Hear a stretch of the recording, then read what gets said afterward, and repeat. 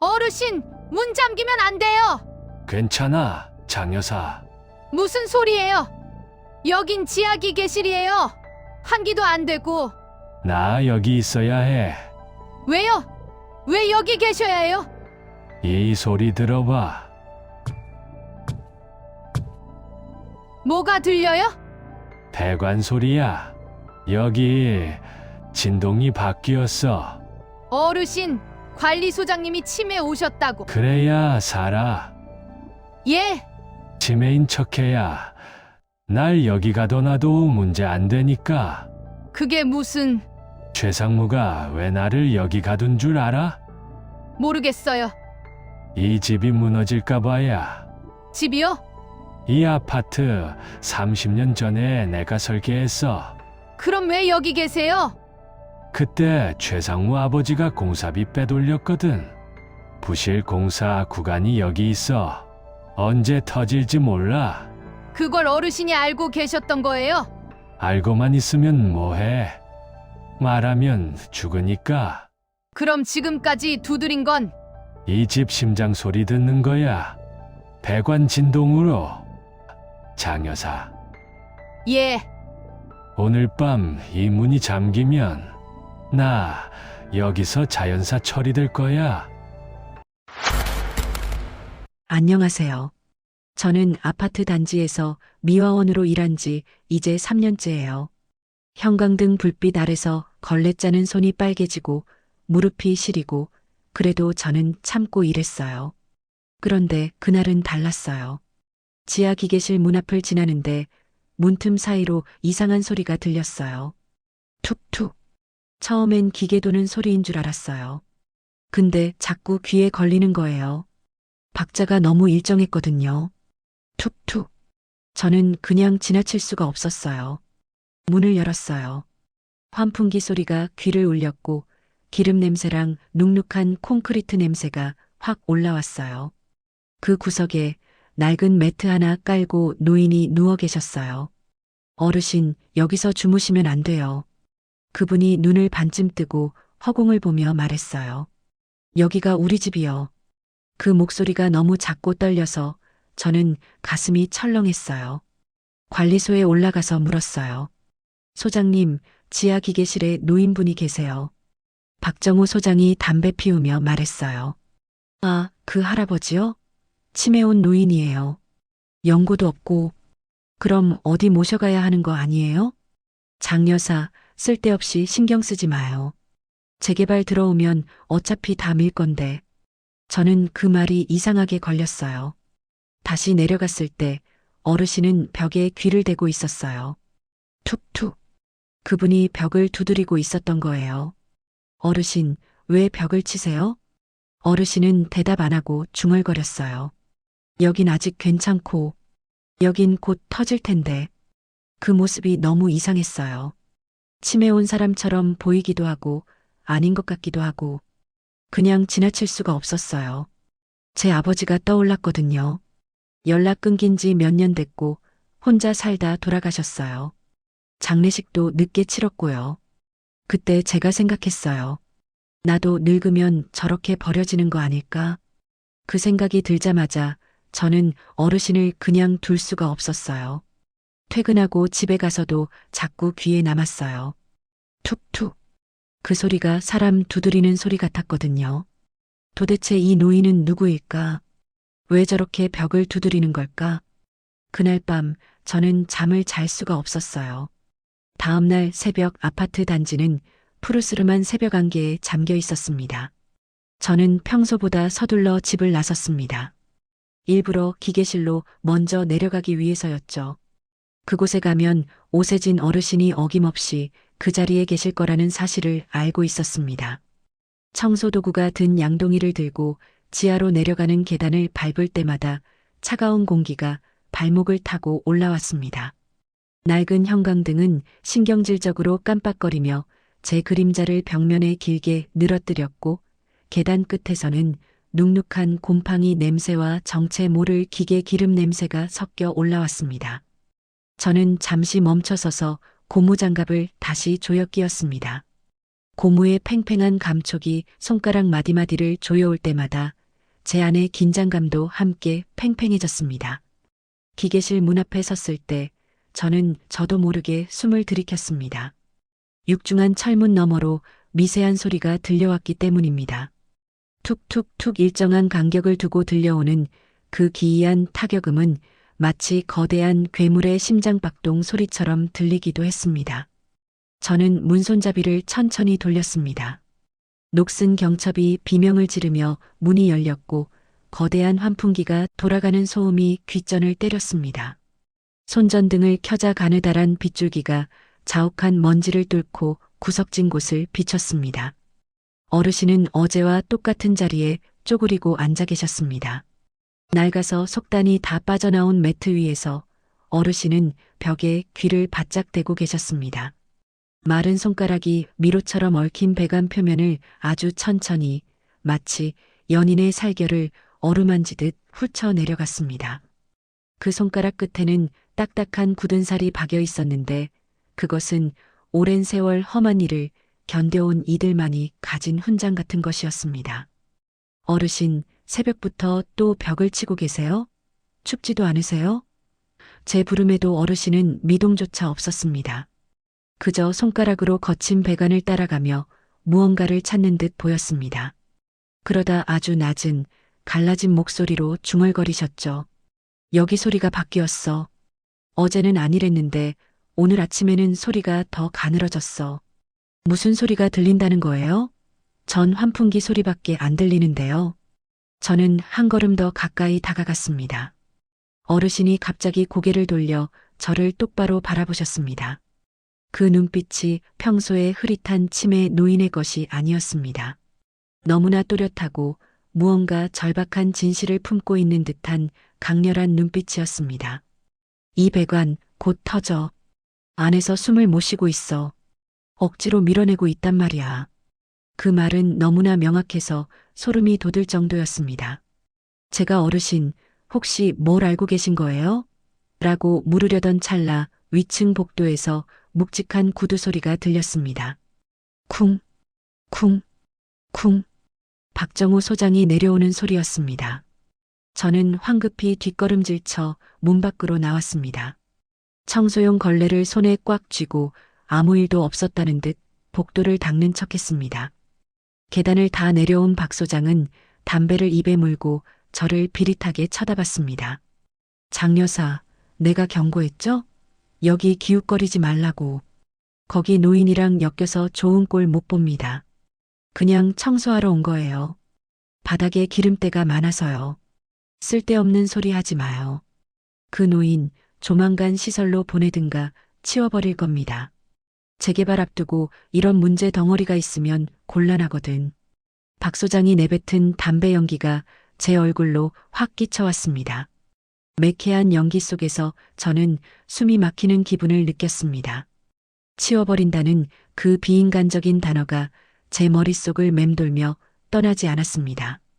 그날 이후로 제 마음속에는 가시가 돋친 것 같았습니다. 며칠 뒤 지하 주차장에서 물 청소를 하고 있을 때였습니다. 관리소 소속 경비원 2명이 험악한 표정으로 기계실 쪽으로 걸어가는 모습이 보였습니다. 저는 직감적으로 무언가 일이 터졌음을 느끼고 손에 든 호스를 내려놓았습니다. 축축한 콘크리트 바닥을 소리 죽여 걸어 기계실 입구에 다다랐을 때 안에서는 이미 실랑이가 벌어지고 있었습니다. 이 할아버지가 진짜 좋게 말할 때 나가라고 했잖아요. 여기가 할아버지 안방인 줄 알아? 덩치 큰 경비원 한 명이 어르신의 가느다란 팔을 잡아채 밖으로 끌어내고 있었습니다. 어르신은 힘없이 비틀거리다 차가운 바닥에 그대로 고꾸라지셨습니다. 짚을 곳 없는 바닥에 손등이 쓸리며 살점이 패고 핏방울이 맺혔습니다. 하지만 어르신은 비명을 지르기는커녕 넘어진 상태에서도 다시 벽 쪽으로 기어갔습니다. 무릎으로 바닥을 긁으며 피가 흐르는 손으로 다시 배관을 만지려 했습니다. 그만하세요. 사람을 이렇게 개돼지 취급하면 안 되는 거잖아요. 참다 못한 제가 안으로 뛰어들어갔습니다. 경비원들은 당황한 듯 저를 쳐다보다가 이내 콧방귀를 뀌었습니다. 장 여사, 박 소장님이 지시한 거예요. 업무 방해하지 말고 비켜요. 소장님이 시키면 사람을 때려도 된다는 법이라도 있나요? 다치신 거 안 보여요? 제가 소리를 지르자 그들은 욕설을 내뱉으며 기계실 밖으로 나갔습니다. 멀어지는 발소리를 들으며 저는 어르신 옆에 쪼그리고 앉았습니다. 그 순간 제 가슴 한구석이 무너져 내렸습니다. 어르신의 피 묻은 손목을 조심스레 잡았을 때 제 기억은 5년 전에 어느 추운 겨울날로 강제 송환되었습니다. 제 아버지의 손도 딱 저랬습니다. 평생 공사 현장을 떠돌며 시멘트 가루를 묻히고 살았던 아버지의 손등에는 늘 저런 흉터가 있었죠.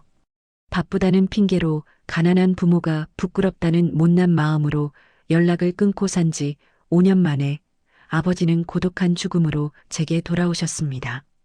장례식장에서 마주한 아버지의 손은 차갑고 딱딱하게 굳어 있었습니다. 왜 진작 손 한번 잡아주지 못했을까? 왜 연락 한 통 먼저 하지 않았을까 하는 뒤늦은 후회와 죄책감이 지금 제 눈앞에 어르신과 겹쳐 보였습니다.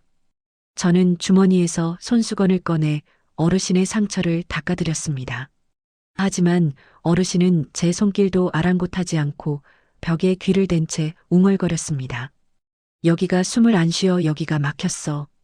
곧 터질 텐데 아무도 안 믿어. 어르신의 눈에 맺힌 것은 치매의 안개가 아니라 아무도 들어주지 않는 진실을 외치는 이의 고독한 눈물이었습니다. 그날 오후 저는 우연히 관리소 뒤편 창고 근처에서 박 소장과 최 상무의 대화를 엿보게 되었습니다. 최 상무는 반짝이는 구두로 바닥을 툭툭 치며 차갑게 말했습니다. 박 소장, 그 노인 말이야. 연고도 없다면서? 조용히 처리해. 재개발 승인 떨어지면 어차피 여긴 다 밀어버릴 텐데 저런 거 하나 없어져도 아무도 몰라. 걱정 마십시오, 상무님. 이번 달 안으로 깔끔하게 치우겠습니다. 장 여사, 저 여편네가 좀 거슬리긴 하는데 계약 만료로 내보내면 그만입니다. 그들의 말 한마디 한마디가 제 심장을 난도질하는 것 같았습니다. 사람의 생명을 치워야 할 장애물 정도로 여기는 그들의 잔혹함에 온몸이 떨렸습니다. 화장실로 달려가 세면대에 얼굴을 묻었습니다. 차가운 물을 몇 번이고 끼얹어도 가슴속에서 치밀어 오르는 뜨거운 울분은 가라앉지 않았습니다. 젖은 얼굴로 거울 속의 저를 보았습니다. 60세가 넘은 힘없는 미화원 여사, 언제든 해고될 수 있는 파리 목숨 같은 처지. 하지만 거울 속 제 눈빛은 예전과 달랐습니다.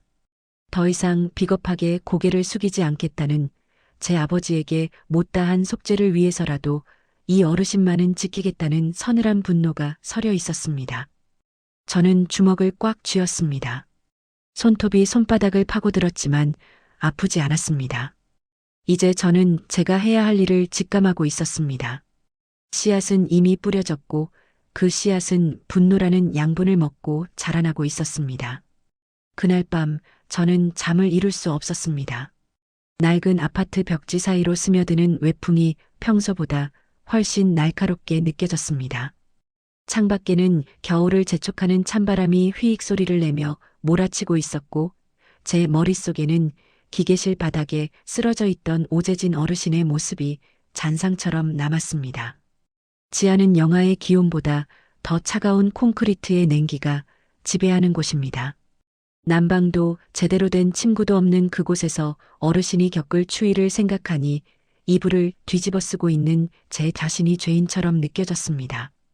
새벽 4시 결국 저는 몸을 일으켰습니다. 부엌불을 켜고 가스레인지 앞에 섰습니다. 냉장고에 있던 미역을 불리고 소고기를 잘게 썰었습니다. 참기름을 두르고 미역을 볶는 고소한 냄새가 적막한 새벽 공기를 채웠습니다. 보글보글 끓어오르는 미역국을 바라보며 저는 간절히 기도했습니다. 이 국 한 그릇이 어르신의 얼어붙은 몸뿐만 아니라 어쩌면 제가 평생 안고 살아야 할 아버지에 대한 부채감도 조금은 녹여주기를 바랐습니다. 정성껏 끓인 국을 큼지막한 보온병에 가득 담고 뚜껑을 꽉 닫았습니다. 손바닥으로 전해지는 뜨끈한 열기에 마음이 조금은 진정되는 듯 했습니다. 집을 나서자 영하 5도의 차가운 공기가 폐부 깊숙이 박혔습니다. 입김이 하얀 용의 숨결처럼 흩어졌습니다. 첫 차를 기다리는 정류장에는 저처럼 새벽을 여는 사람 몇몇이 어깨를 움츠린 채 서 있었습니다. 아파트 단지에 도착해 지하 기계실로 향하는 계단을 내려갈 때 제 발소리는 유난히 크게 울렸습니다. 형광등은 여전히 지직거리는 소음을 내며 깜빡이고 있었고 복도 끝 기계실 문은 거대한 짐승의 입처럼 어둡게 입을 벌리고 있었습니다. 손잡이를 조심스럽게 돌렸습니다. 삐걱거리는 경첩 소리가 고요한 지하를 깨웠습니다. 안으로 들어서자 윙윙거리는 거대한 환풍기 소리가 고막을 때렸습니다. 형광등 하나 없는 암흑 속에서 저는 손전등을 켰습니다. 빛의 줄기가 먼지 낀 공기를 뚫고 구석을 비추자 낡은 매트 위에 몸을 웅크린 어르신이 보였습니다. 그런데 이상했습니다. 어르신이 덮고 있던 낡은 담요가 보이지 않았습니다. 누군가 고의로 치워버린 것이 분명했습니다. 어르신, 덮고 계시던 천은 어디 갔어요? 제 목소리에 어르신은 대답 대신 낮은 신음만 내뱉었습니다. 가까이 다가가 비춘 어르신의 얼굴은 이미 사색이었습니다. 입술은 파랗게 질려 있었고 앙상한 어깨가 쉴 새 없이 떨리고 있었습니다. 저는 서둘러 보온병을 열었습니다. 모락모락 피어오르는 김과 함께 미역국 냄새가 기계실의 기름 냄새를 덮었습니다. 어르신, 이거 좀 드세요. 따뜻할 때 어서요. 저는 보온병 뚜껑에 국을 가득 따라 어르신의 손에 쥐어드렸습니다. 제 손에 닿은 어르신의 손가락은 얼음장보다 더 차가웠습니다. 너무 떨리는 탓에 국물이 넘치려 하자 저는 어르신의 손을 밑에서부터 단단히 받쳐 올렸습니다. 어르신이 한 모금, 두 모금 국물을 들이켰습니다. 꿀꺽하고 목구멍을 타고 넘어가는 소리가 들릴 때마다 어르신의 창백한 안색에 아주 미세하게 생기가 도는 것 같았습니다. 따뜻하네, 참으로 따뜻해. 어르신이 고개를 들어 저를 바라보았습니다. 그 순간 저는 숨이 턱 막히는 것을 느꼈습니다. 평소에 흐릿하고 초점 없던 눈빛이 아니었습니다.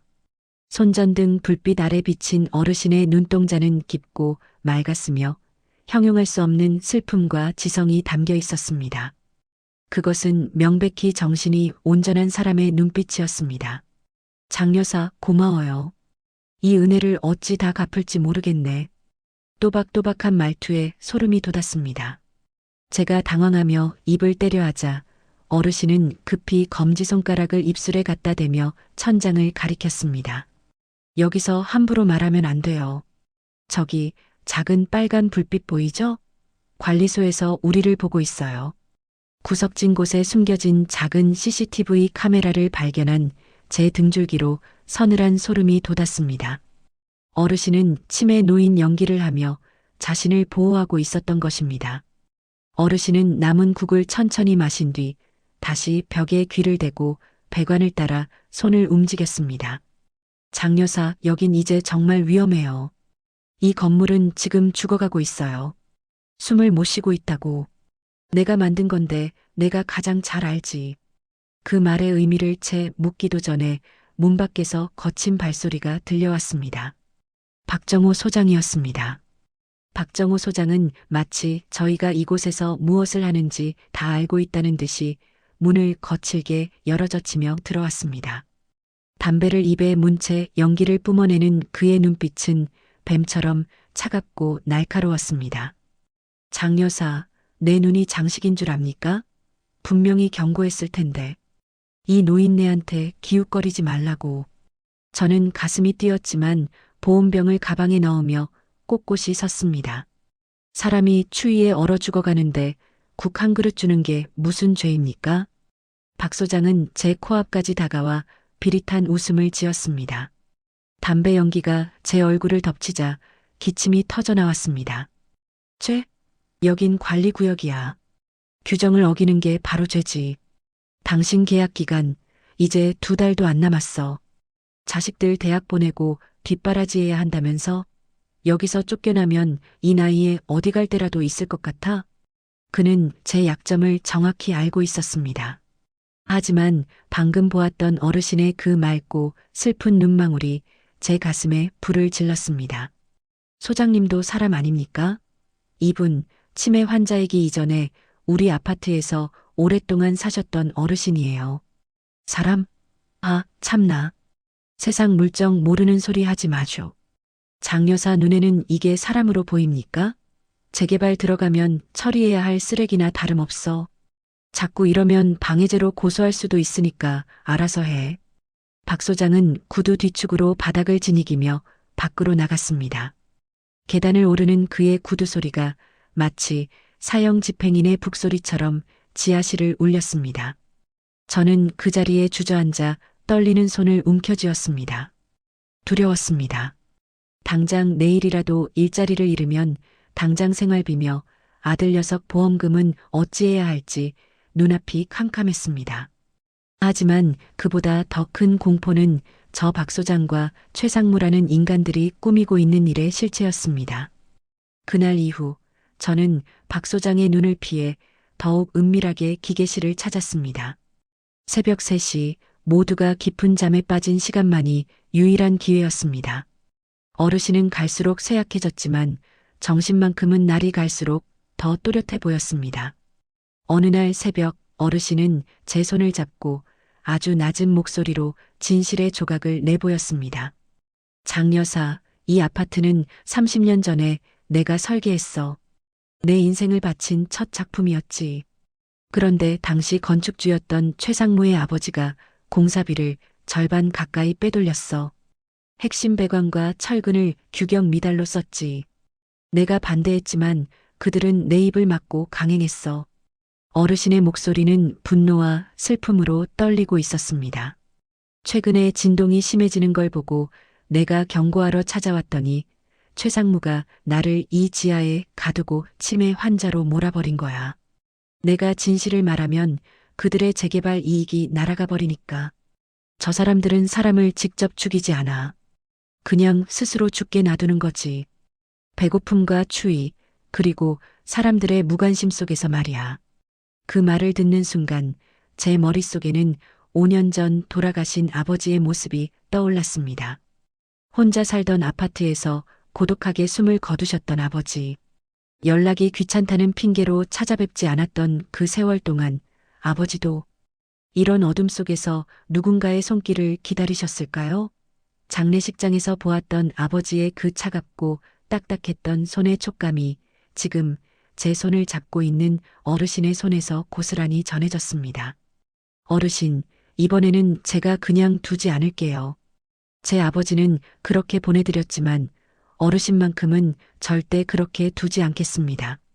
제 목소리가 기계실의 환풍기 소리를 뚫고 단단하게 울려 퍼졌습니다. 어르신은 눈물 고인 눈으로 저를 바라보며 고개를 저었습니다.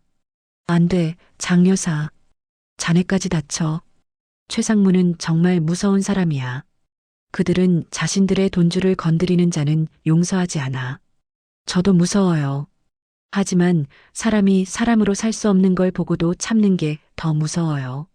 그때였습니다. 기계실 밖 복도에서 쨍그랑하는 금속성 소리가 들렸습니다. 열쇠 꾸러미가 바닥에 부딪히는 소리였습니다. 저는 황급히 입을 다물고 어둠 속으로 몸을 숨겼습니다. 잠시 후 문틈 사이로 박 소장의 그림자가 길게 늘어났습니다.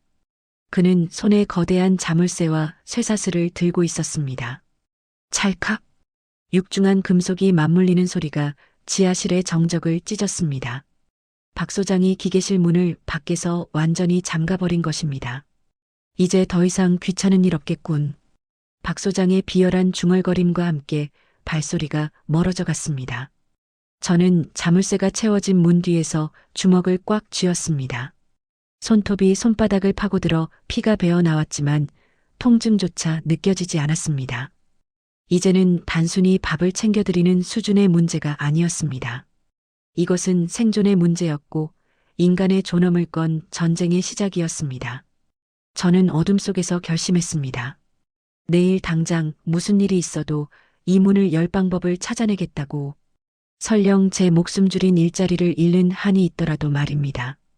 다음 날 새벽 아파트 단지로 향하는 버스 안에서 저는 한순간도 가만히 있을 수 없었습니다. 어제 보았던 그 거대한 자물쇠가 제 심장을 짓누르고 있었거든요. 평소보다 1시간이나 일찍 도착한 지하 복도는 유난히 더 어둡고 습했습니다. 깜빡거리는 형광등 불빛이 마치 꺼져가는 어르신의 생명줄 같아 보여 제 가슴은 시시각각 조여왔습니다. 기계실 앞에 섰을 때 저는 그만 자리에 주저앉을 뻔했습니다. 어제보다 더 굵은 쇠사슬이 문손잡이를 칭칭 감고 있었고 그 끝에는 차가운 은색빛을 내뿜는 거대 자물쇠가 입을 꾹 다물고 있었습니다. 그것은 단순한 시건장치가 아니었습니다. 한 인간의 존재를 지우겠다는 최상무와 박 소장의 잔인한 선전포고였습니다. 저는 자물쇠를 만져보았습니다. 손끝에 닿는 금속의 냉기가 뼛속까지 스며드는 것 같았습니다. 도저히 제 힘으로는 열 수 없는 거대한 악의 실체였습니다. 저는 문의 귀를 바짝 댔습니다. 기계 돌아가는 소음 사이로 아주 미세한 소리가 들려왔습니다. 툭툭. 어제보다 훨씬 느리고 희미한 소리였습니다. 박자가 불규칙했고 손가락에 힘이 빠진 듯 소리는 탁했습니다. 마치 모스부호로 구조 신호를 보내는 조난자처럼 어르신은 그 안에서 자신을 잊지 말아 달라고 외치고 있는 것 같았습니다. 어르신, 오세진 어르신, 저예요, 장여사예요. 저는 문을 두드리며 소리쳤습니다. 제 목소리가 차가운 복도에 메아리쳐 돌아왔습니다. 한참을 기다린 끝에야 문틈 사이로 벼랑 끝에 선 사람 같은 목소리가 새어나왔습니다. 장여사 오지 말라니까. 어르신 괜찮으세요? 물은요? 좀 드셨어요? 괜찮아. 그냥 조금 졸리네. 괜찮을 리가 없었습니다.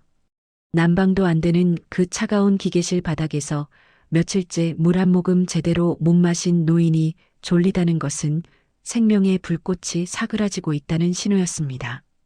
저는 눈물을 닦으며 관리소로 뛰어갔습니다. 문을 거칠게 열고 들어가자 박 소장이 느긋하게 커피를 마시고 있었습니다. 소장님, 기계실 문 열어주세요. 어르신이 안에 갇혀 계시잖아요. 당장 열어주세요. 박 소장은 제 외침을 비웃기라도 하듯 고개를 천천히 들었습니다. 담배를 꺼내 물고 불을 붙인 그가 연기를 제 얼굴 쪽으로 길게 뿜었습니다. 장여사, 그 노인 치매라고 했잖습니까? 자꾸 돌아다니면서 시설물을 건드리니까 안전 차원에서 통제하는 겁니다. 관리소장 권한이에요. 통제가 아니라 감금이잖아요. 사람이 죽어가고 있다고요. 죽긴 누가 죽어요? 어차피 연고도 없는 노인이고 시청에서도 포기한 사람입니다. 자꾸 선 넘으면 장여사도 무사하지 못할 겁니다. 계약서에 서명한 거 잊었습니까?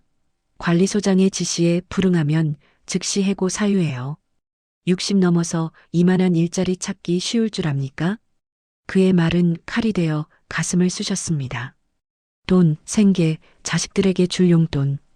그 비루한 현실이 자물쇠보다 더 무겁게 제 발목을 잡았습니다. 저는 아무 말도 못한 채 관리소를 나왔습니다.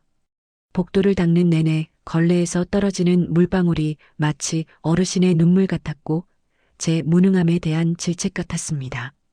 화장실로 들어가 세면대의 찬물로 얼굴을 씻어냈습니다. 거울 속에 저는 비겁하고 초라한 늙은 여자에 불과했습니다. 하지만 물기를 닦아낼 때 문득 어르신이 했던 말이 떠올랐습니다. 이 집이 위험해. 그건 본인의 목숨보다 이 아파트에 사는 사람들을 걱정하는 설계자의 마지막 책임감이었습니다. 그 책임감이 저를 다시 일으켜 세웠습니다. 그날 저녁 저는 퇴근 시간이 지났음에도 건물 주변을 떠나지 못했습니다. 어르신을 혼자 두고 갈 수가 없었거든요. 경비들의 눈을 피해 어두운 비상계단 구석에 몸을 숨겼습니다. 밤이 깊어지자 단지 내의 소음이 잦아들고 대신 불길한 예감이 그 자리를 채웠습니다. 밤 10시가 넘었을 무렵 복도 끝에서 딱딱한 구두 소리가 들려왔습니다. 저는 반사적으로 몸을 더 깊숙이 숨겼습니다. 최상무와 박 소장이었습니다. 두 사람은 기계실 자물쇠 앞에 멈춰 섰습니다. 박 소장, 확실합니까? 최상무의 목소리는 얼음처럼 차가웠습니다. 네, 상무님. 물도 음식도 일절 들어가지 못하게 했습니다. 이 날씨에 기계실 온도는 영하권입니다. 연세도 있으시니 일주일이면 자연스럽게 사고사로 처리할 수 있습니다. 연고자는 정말 없죠? 이미 30년 전에 가족들과도 절연한 상태라 신원 미상자로 처리해도 무방합니다. 재개발 시행사 쪽에는 노숙자가 무단 침입했다가 사고를 당한 것으로 보고서를 올려놨습니다. 그들의 대화는 너무나 태연해서 소름이 끼쳤습니다. 사람이 살아있는 공간을 처형장으로 만들면서도 그들은 마치 오래된 서류를 정리하는 것처럼 굴었습니다. 최상무가 담배를 꺼내 물었습니다. 라이터 불꽃이 어둠 속에서 번뜩였습니다. 장여사라는 미화원, 그 여자는 어떻게 됐습니까? 이번 달로 계약 종료입니다. 자꾸 노인네 주변을 얼쩡거리길래 엄하게 경고해뒀습니다. 제 말 한마디면 이 동네 어디에서도 일자리 못 구할 테니 감히 입을 열지는 못할 겁니다. 최상무는 담배 연기를 쇠사슬에 뿜으며 비릿하게 웃었습니다. 좋아요.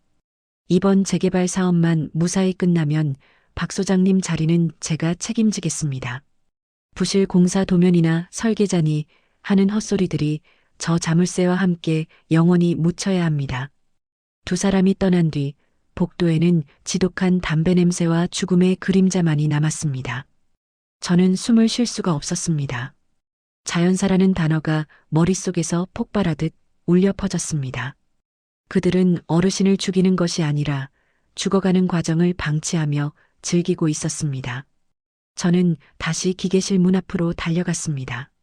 무릎을 꿇고 문을 손톱으로 긁었습니다. 어르신, 들리세요? 제발 대답 좀 해보세요. 오세진 어르신. 안에서는 아무런 대답이 없었습니다. 벽을 두드리는 소리도 거친 숨소리조차 들리지 않았습니다. 세상 모든 것이 멈춘 듯한 정적만이 흘렀습니다. 저는 그 자리에 앉아 제 아버지를 떠올렸습니다. 연락이 끊긴 지 5년, 혼자 살던 아파트에서 돌아가신 지 며칠이 지나서야 발견되었던 나의 아버지. 장례식장에서 마주했던 그 차갑고 딱딱했던 손. 저는 그때도 아무것도 하지 못했습니다. 바쁘다는 핑계로, 살기 힘들다는 핑계로 아버지를 외면했습니다. 그리고 지금 저는 또다시 눈앞에서 한 사람이 죽어가는 것을 지켜보고만 있었습니다. 안 돼. 이번에는 안 돼. 제 안에서 무언가 뜨거운 것이 치밀어 올랐습니다. 그것은 평생을 비굴하게 살아온 노년의 여자가 처음으로 느끼는 거대한 분노였습니다. 제 손은 떨리고 있었지만 주먹은 그 어느 때보다 단단하게 쥐어졌습니다. 저는 문에 이마를 대고 나지막이 음조렸습니다. 어르신, 제가 꼭 살려드릴게요. 제 아버지는 못 지켰지만 어르신은 절대로 저들에게 넘겨주지 않을 거예요. 조금만, 제발 조금만 더 견뎌주세요. 저는 눈물을 닦고 일어났습니다. 이제 더 이상 박 소장의 협박도 해고의 두려움도 저를 막을 수 없었습니다. 제 주머니 속에는 어르신이 목숨처럼 지켜온 진실의 조각들이 들어 있었습니다. 저는 어둠을 뚫고 아파트 밖으로 걸어 나갔습니다. 이제 제가 가야 할 곳은 기계실이 아니었습니다. 이 거대한 자물쇠를 부술 수 있는 더 큰 힘을 찾아야 했습니다. 내일 아침이면 이 조용한 아파트의 추악한 비밀이 세상 밖으로 터져나오게 할 것입니다. 저는 입술이 터지도록 깨물며 새벽 공기를 마셨습니다. 이제 장미연이 아닌 한 인간으로서의 진짜 싸움이 시작되고 있었습니다. 기계실 문틈 사이로 밀려나온 낡은 황색 봉투는 축축하고 묵직했습니다. 마치 수십 년의 세월을 견뎌온 어르신의 한이 담긴 것처럼 말입니다. 저는 가슴에 그 봉투를 품고 아무도 없는 지하 창고 깊숙한 곳으로 몸을 숨겼습니다. 손등에 맺힌 식은땀을 닦아내며 떨리는 손으로 봉투를 열었습니다. 그 안에서 나온 서류들은 단순히 오래된 종이 뭉치가 아니었습니다. 1995년 이 아파트가 세워지던 당시의 모든 진실이 박제된 기록물이었습니다. 첫 장을 넘기자마자 나타난 것은 정교하게 그려진 배관 설계 도면이었습니다. 빨간색 펜으로 둥글게 표시된 구간마다 날카로운 필체의 메모가 적혀 있었습니다. 이 구간 압력 한계 임박. 30년 전 부실 공사 구간. 도면의 하단에는 설계자로서의 자부심과 책임감이 느껴지는 서명이 선명했습니다. 오세진. 어르신의 성함이었습니다. 저는 그 이름을 손끝으로 가만히 훑었습니다. 그 순간 어르신이 기계실 구석에서 벽을 두드리며 중얼거리던 말들이 환청처럼 귓가에 울렸습니다. 여기가 숨을 안 쉬어. 곧 터질 거야. 그것은 치매 노인의 헛소리가 아니라 자신이 만든 자식이 죽어가는 소리를 듣는 설계자의 처절한 비명이었습니다. 다음 장은 더욱 충격적이었습니다. 누렇게 바랜 신문 스크랩에는 1995년 준공식 현장의 사진이 실려 있었습니다. 사진 속에서 환하게 웃고 있는 젊은 설계자 오세진의 모습은 지금 기계실에 갇힌 초라한 노인의 얼굴과 묘하게 겹쳐졌습니다. 그 옆에는 당시 시공사 대표였던 최 사장, 즉 현재 최상무의 아버지와 주고받은 일지들이 빼곡히 들어차 있었습니다. 1995년 6월 3일 최 사장이 공사비 30% 삭감을 요구했다. 배관 자재 등급을 낮추라고 강요한다. 거부했으나 이미 현장에는 저가 자재가 반입되었다. 이 구간은 20년 내에 반드시 무너진다. 어르신은 알고 있었던 겁니다. 자신이 만든 이 건물이 탐욕에 의해 썩어 들어가고 있다는 것을요. 그 뒤를 이은 메모들은 더욱 처참했습니다. 2015년 균열을 발견하고 시정을 요구했으나 최상무로부터 가족을 해치겠다는 협박을 받고 입을 닫아야 했던 기록들. 그리고 마침내 재개발을 앞두고 진실을 은폐하려는 이들에 의해 치매 환자로 몰려 기계실에 감금당하기까지의 과정이 피눈물처럼 적혀 있었습니다. 저는 도면과 메모를 가슴에 안고 기계실로 달려갔습니다. 자물쇠가 굳게 잠긴 문 앞에서 저는 목이 메어 어르신을 불렀습니다. 어르신, 이거 전부 진짜인가요? 어르신이 정말 이 아파트를 만드신 건가요? 안에서 잠시 정적이 흘렀습니다. 그리고 들려온 목소리는 그 어느 때보다 힘있고 또렷했습니다. 장여사, 그건 내 반성문입니다. 내가 지키지 못한 건물에 대한, 그리고 내 이름을 버리고 살아온 30년에 대한 기록이지요. 어르신은 치매가 아니었습니다. 광기 어린 벽 두드림은 배관의 진동을 측정해 건물 안의 수천 명을 살리려는 설계자로서의 마지막 사투였던 겁니다.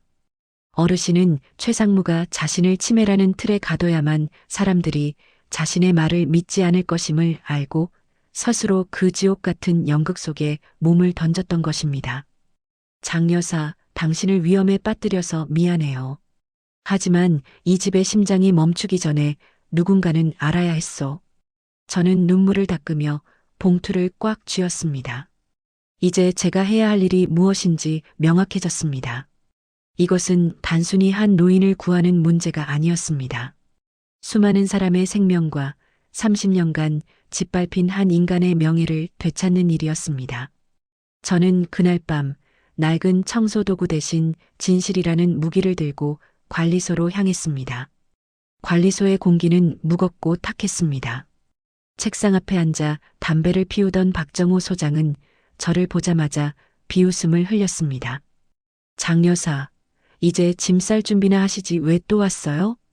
저는 대답 대신 가방에서 누런 봉투를 꺼내 박 소장의 책상 위에 던졌습니다. 툭 하는 소리와 함께 봉투 안에 담긴 도면과 신문 기사들이 쏟아져 나왔습니다.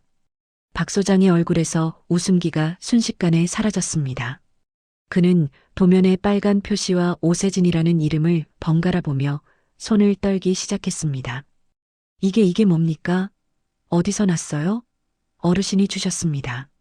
치매 환자가 아니라 이 아파트를 설계한 오세진 선생님께서요. 그때 문이 거칠게 열리며 최상무가 들어왔습니다. 상황을 직감한 최상무는 책상 위에 펼쳐진 서류들을 낚아채듯 집어들었습니다. 그의 눈동자가 좌우로 심하게 흔들렸습니다. 땀방울이 그의 이마를 타고 흘러내려 도면 위에 떨어졌습니다. 이건 조작이야. 그 노인네가 제정신이 아닌데 이런 걸 믿으라고? 최상무는 서류를 찢어버리려는 듯 손에 힘을 주었습니다. 하지만 저는 물러서지 않고 그의 눈을 똑바로 응시했습니다. 찢으세요. 복사본은 이미 안전한 곳에 있습니다.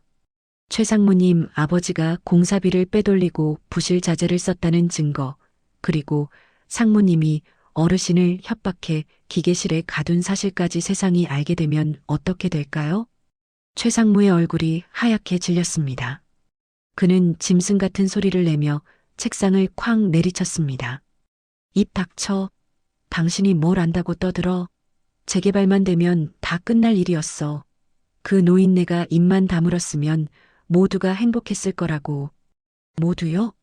이 아파트에 사는 수천 명의 입주민들도 포함되는 겁니까? 배관이 터지고 건물이 무너져도 재개발 보상금만 받으면 그만이라는 건가요? 최상무는 제 어깨를 거칠게 밀치며 다가왔습니다.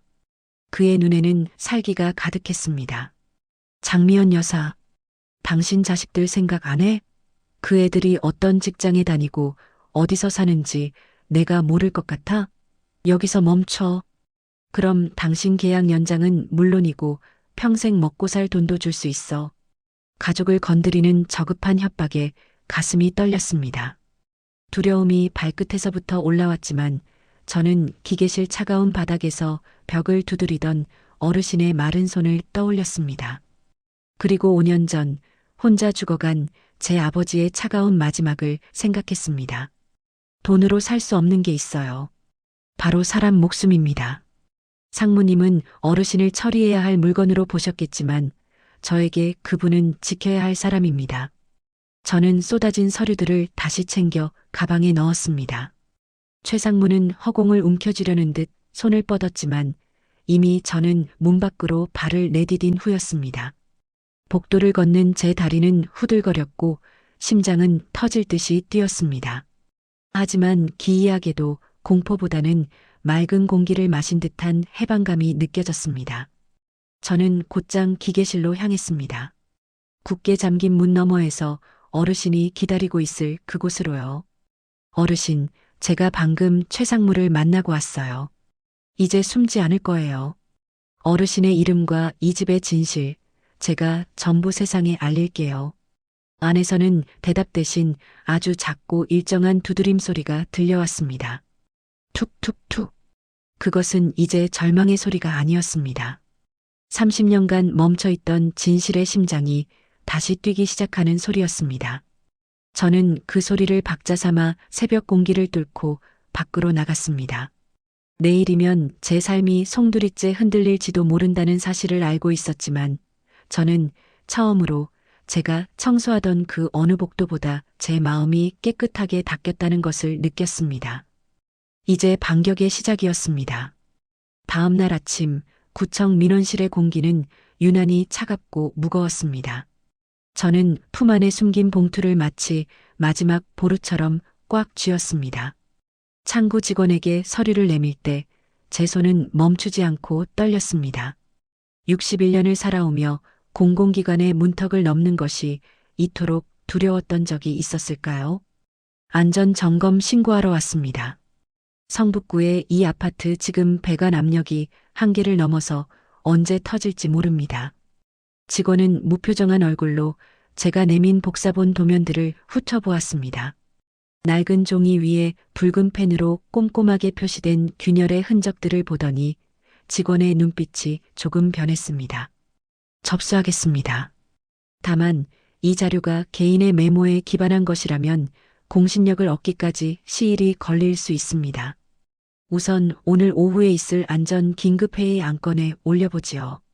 구청을 빠져나오는 발걸음은 조금 가벼워졌지만 아파트 단지에 발을 들여놓는 순간 그 가벼움은 다시 족쇄가 되어 저를 짓눌렀습니다. 지하 계단을 내려가려는데 그림자 하나가 제 앞을 가로막았습니다.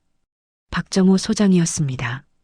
그는 마치 제가 어디를 다녀왔는지 다 안다는 듯 비릿한 웃음을 지으며 저를 관리소로 불렀습니다. 관리소 책상 위에 던져진 것은 한 장의 종이 해고 통보서였습니다. 장 여사, 계약 기간은 한 달 남았지만 오늘부로 즉시 해고입니다. 업무 태만과 근무 태도 불량, 그리고 무엇보다 조직의 질서를 해친 죄가 크군요. 조직의 질서요? 사람이 죽어가는 걸 보고만 있는 게 질서인가요? 박 소장은 담배 연기를 제 얼굴에 길게 뿜었습니다. 연기 너머의 그의 눈은 이미 인간의 것이 아니었습니다. 그는 제 말을 비웃기라도 하듯 책상을 툭툭 쳤습니다. 내일부터 나오지 마세요. 그리고 구청에 낸 쓰레기 같은 종이 뭉치들, 그거 당장 취소하는 게 좋을 겁니다. 최 상무님이 화가 많이 나셨거든요. 밖으로 쫓겨나듯 나온 복도는 낯설고 무서웠습니다. 매일 아침 인사를 나누던 동료 미화원들은 저를 보자마자 눈을 피하고 서둘러 자리를 떴습니다. 경비들도 마치 제가 전염병이라도 걸린 사람인 양 고개를 돌렸습니다. 61살의 나이, 평생을 성실하게 닦고 쓸며 살아온 저의 삶이 한순간에 부정당하는 기분이었습니다. 계단 구석에 주저앉아 해고 통보서를 쥔 채 소리 없이 울었습니다. 자식들의 얼굴이 떠올랐습니다. 늙은 어머니가 직장에서 쫓겨났다는 소식을 들으면 얼마나 가슴 아파할까. 하지만 그보다 더 저를 괴롭히는 것은 기계실에 갇힌 오세진 어르신이었습니다. 저는 마지막 힘을 쥐어짜 기계실로 향했습니다. 어르신, 들리세요? 장여사예요. 문에 입을 대고 소리쳤지만 안에서는 기계 소음조차 들리지 않는 정막만이 흘렀습니다. 귀를 바짝 대자 한참 뒤에야 들릴 듯 말 듯한 가느다란 숨소리가 새어나왔습니다. 물. 그 한마디에 제 심장은 갈갈이 찢겨나갔습니다. 물 한 모금 마시지 못한 채 어둠 속에서 서서히 죽어가고 있을 한 인간의 고통이 고스란히 전해졌습니다. 화장실로 달려가 물컵에 물을 채워왔지만 제가 할 수 있는 것은 그저 쇠사슬을 붙잡고 우는 것뿐이었습니다. 그때 최 상무가 다가왔습니다. 그는 쓰러져 울고 있는 저를 내려다보며 구두 끝으로 제 청소 도구를 툭 찼습니다. 장 여사, 당신 자식들이 어디서 일하는지 우리가 모를 것 같아? 구청 신고 취소해. 그럼 자식들은 건드리지 않을 테니까. 치매 놓인 낙서 때문에 인생을 망치고 싶지는 않겠지? 그의 목소리는 낮고 서늘했습니다. 자식들을 들먹이는 협박에 제 몸은 얼음장처럼 굳어버렸습니다.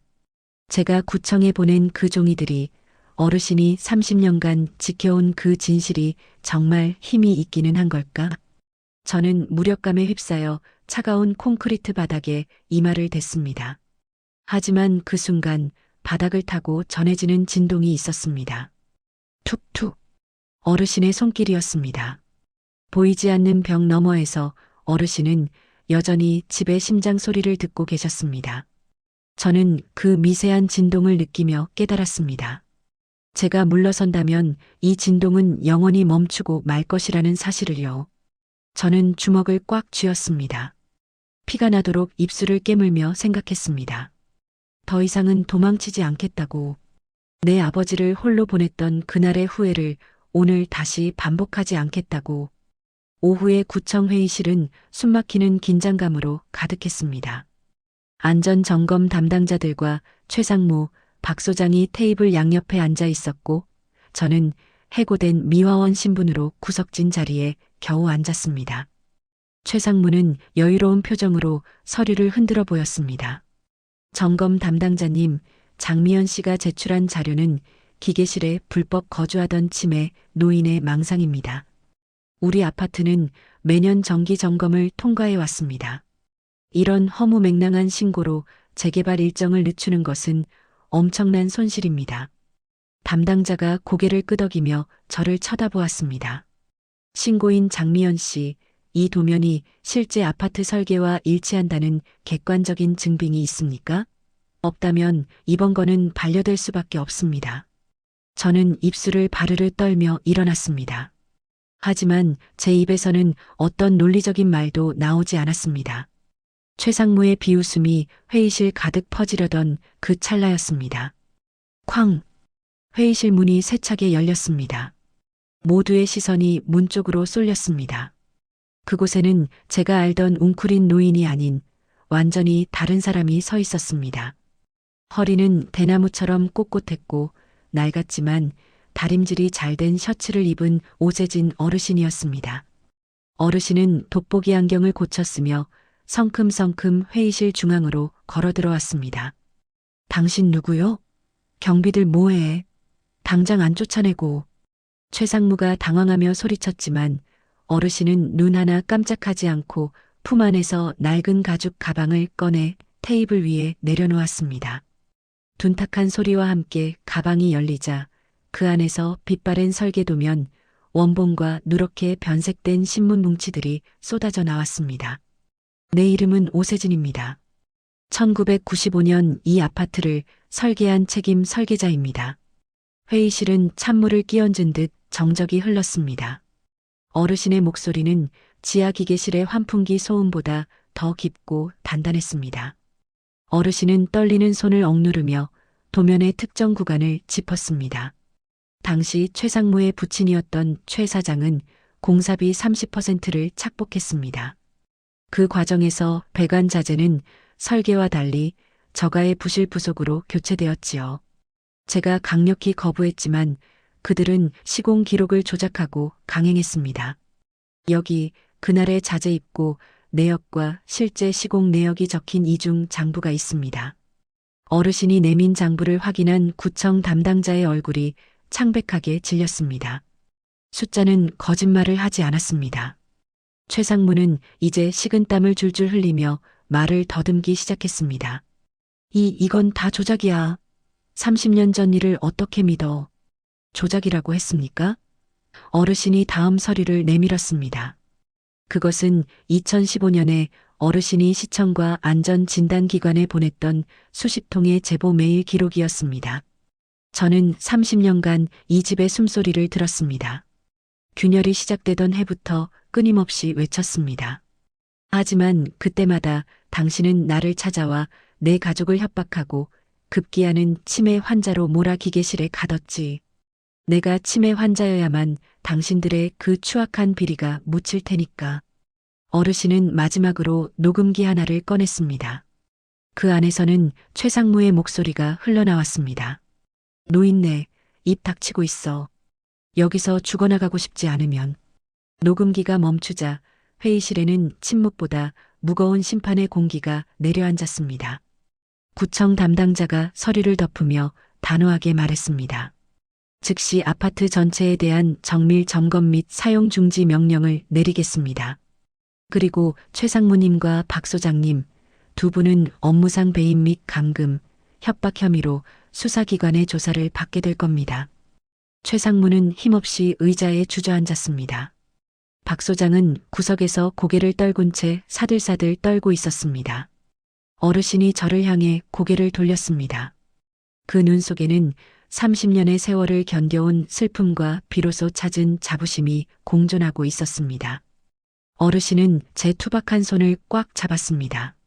상처투성이었던 그 손은 이제 더 이상 차갑지 않았습니다. 장여사 당신이 없었다면 나는 저 어두운 기계실에서 내 이름조차 잊은 채 죽어갔을 거요. 아니에요, 어르신. 어르신이 진실을 놓지 않으셔서예요. 저는 어르신을 부축해 회의실을 나왔습니다. 구청 현관을 나서자 눈부신 겨울 햇살이 쏟아졌습니다. 차가운 바람이 불었지만 제 가슴은 평생 느껴본 적 없는 뜨거운 열기로 가득 찼습니다. 저 멀리 아파트 단지의 높은 굴뚝이 보였습니다. 곧 철거될지 모르지만 오늘만큼은 그 건물이 거대한 괴물이 아닌 누군가의 진실을 품고 버텨온 정직한 집으로 보였습니다. 저는 어르신의 손을 놓지 않은 채 맑은 하늘을 보며 깊은 숨을 들이마셨습니다.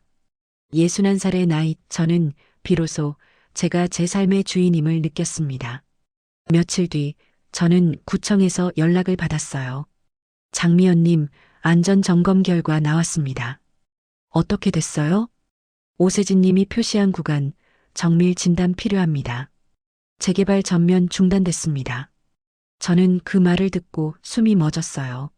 정말이구나. 오세진 어르신 말이 맞았구나. 최상무 관련해서도 조사 들어갑니다. 부실 공사 은폐 혐의로요. 저는 전화를 끊고 요양원으로 갔어요. 오세진 어르신은 창가에 앉아 계셨어요. 어르신, 재개발 중단됐대요. 어르신이 고개를 들었어요. 눈빛이 전보다 맑았어요. 그래. 최상무도 조사받는데요. 어르신이 작게 웃었어요. 이제 안심이네. 저는 어르신 손을 잡았어요. 어르신, 이제 안전해요. 일주일 뒤 저는 구청 회의실에 갔어요. 오세진 어르신도 함께 갔어요. 안전점검 담당자가 말했어요. 오세진 설계자님께서 제공하신 도면 덕분에 큰 사고를 막았습니다. 어르신이 그렇게 불렸어요. 설계자님이라고요. 치매 노인이 아니라요. 저는 그 순간 눈물이 났어요. 어르신도 눈시울이 붉어졌어요. 담당자가 계속 말했어요. 이 아파트는 정밀 안전 진단 후 보강 공사 들어갑니다. 최상무는 업무상 배임 혐의로 검찰 조사 중입니다. 박정호 소장도 관리소장에서 물러났어요. 새로운 소장이 왔고요. 저는 다시 일자리를 구했어요. 다른 아파트 단지였지만 괜찮았어요. 오세진 어르신은 임대주택으로 이사했어요. 저는 이사날 어르신을 도우러 갔어요. 어르신은 짐이 많지 않았어요. 옷 몇 벌, 설계도면, 그리고 낡은 사진 몇 장이었어요. 어르신, 이제 편히 사세요. 어르신이 말했어요. 장여사 덕분이야. 아니에요. 어르신이 용기 내주셔서예요. 나 그냥 살고 싶었어. 네, 당연하죠. 어르신이 벽을 쓰다듬었어요. 여긴 튼튼하네. 네, 어르신. 이제 두드릴 필요 없겠어. 저는 그 말을 듣고 가슴이 뭉클했어요. 툭툭. 그 소리가 이제는 들리지 않을 거라는 게요. 며칠 뒤 저는 어르신과 벤치에 앉았어요. 공원 벤치였어요. 어르신이 말했어요. 장여사 고마워. 괜찮아요. 저도 배웠어요. 뭘? 사람이 말 안 해도 사람 취급은 받아야 한다는 거요. 어르신이 웃었어요. 그렇지. 저는 그날 집에 돌아와서 생각했어요. 제가 오세진 어르신을 도운 게 아니라 어르신이 저를 구해준 거였어요. 아버지를 잃고 짊어졌던 죄책감에서요. 그리고 혼자 늙어가는 두려움에서요. 지금 어르신은 임대주택에서 지내세요. 기계실은 더 이상 잠기지 않고요. 가끔 어르신한테 전화하면 말해요. 이제는 두드릴 필요 없네. 사람이 말 안 해도 사람 취급은 받아야 한다는 말. 그게 제 인생에 남은 말이에요. 제 이야기 들어줘서 고맙습니다. 오늘 하루 당신도 사람으로 대접받는 하루이길 바랍니다.